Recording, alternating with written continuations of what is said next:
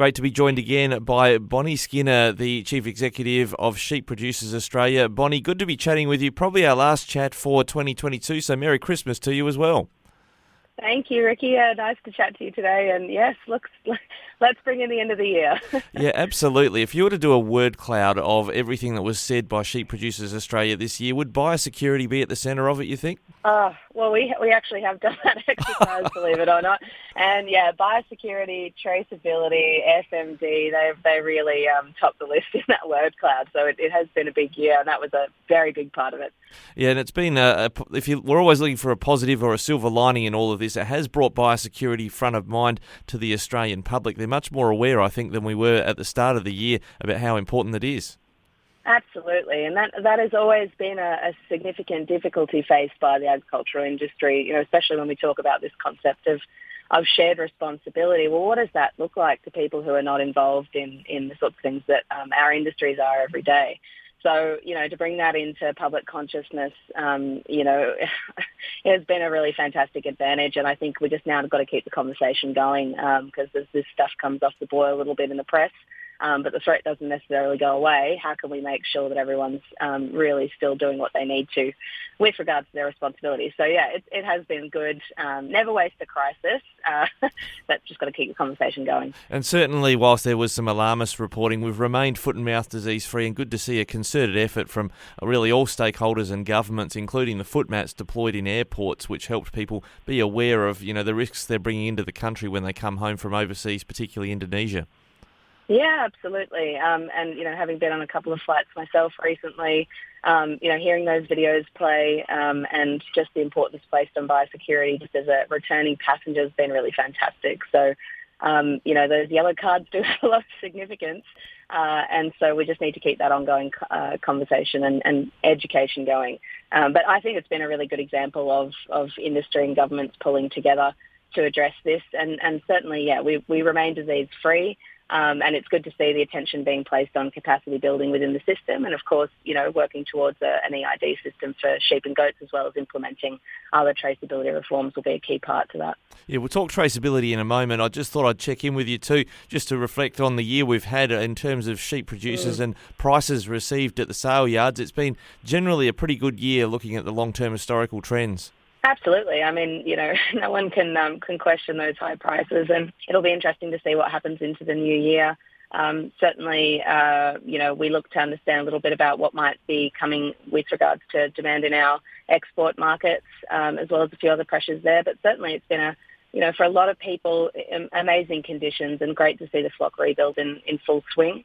And producer surveys that have been coming out in the last little while just indicating that a lot of people are going to continue to increase their flocks, which of course is really important. So great years. Obviously, we've had some very, very challenging weather conditions by some of the states.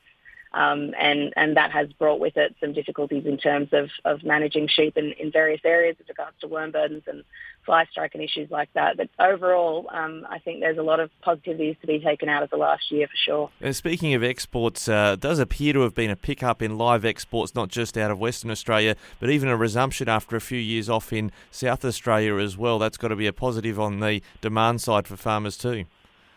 Yeah, absolutely. I mean, they've had a very interesting time over there in the Middle East, and they continue to come out of a post kind of COVID environment, and we're expecting definitely the demand in those countries to continue to increase, and we want to be able to meet that demand with our supply. So it's a positive sign there.